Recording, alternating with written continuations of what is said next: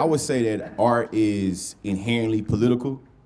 And a lot of times when we start thinking about artistic expressions, a lot of times they are separated from humanity. And I would argue that art is always attached to humanity. And I think when we start talking about power, it's the reason why so much art is dictated by systems because of how it's able to give life into different humanities. So I think about right now, I would say we're going through a digital renaissance.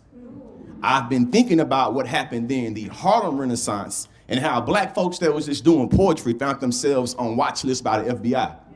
So then I started thinking about all the various ways that art has uniquely invigorated a movement, or how it gets commodified to make it what an institution says, hey, the way these expression happens, these expressions justify democracy, justify imperialism. So here I'm thinking about right now, we have a time in this country, we have a time in this world right now where the American empire is falling right before our eyes.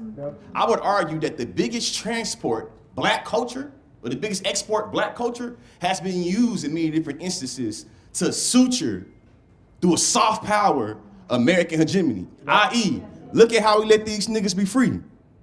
Them niggas used to be on a plantation. Now they can sing and now they can dance. Nothing can illustrate the luxuriousness of American reality by look at what we allow the niggas to do with this art. So for me, I started thinking like this in terms of definitions. It's like, if I'm being philosophical, if the art is capturing the reality that we live in spite of the institution, that's art. If the art is in resistance to the institution that we have in, that is art. I'm sorry though, I'm sorry. Listen, this part right here ugly though. If your shit not challenging that is propaganda. And the last thing I say on this, the last thing I say on this is that social media is forcing us to increase our literacy, our ability to read and write power. And right now, social media has become a tool for white supremacy and imperialism to commodify cultural expressions. So when we start giving these real structural analysis, and then they push back with some cultural weird shit, this is illustrating the commodification of how they've done art. So now you start thinking about how particular artists and artistic expressions are seen with certain legitimacy, and others seen as inherently being illegitimate. So right now, we think about Cuba, Venezuela, Palestine, think about all the various ways that these states have uniquely went against artistic expressions. Like, we know that Israel was going after the artists, Palestinian artists. We know that on the plantation, if you had the ability to do something artistically, if they couldn't fold that shit in for the goodness of the master, it was bad.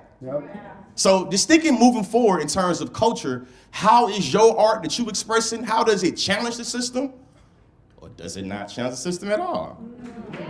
And then the last thing, is that when we think about the value of art, we should be contextualizing that on who is the art kind of empowering, and then understand this.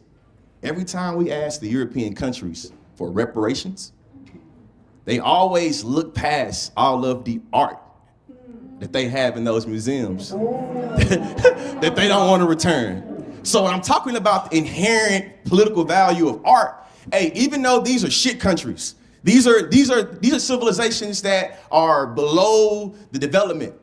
But that goddamn art got so much value into it, no matter how dehumanized you do the people in their reality, you still see the value in their art. And that's just something for us to sit with.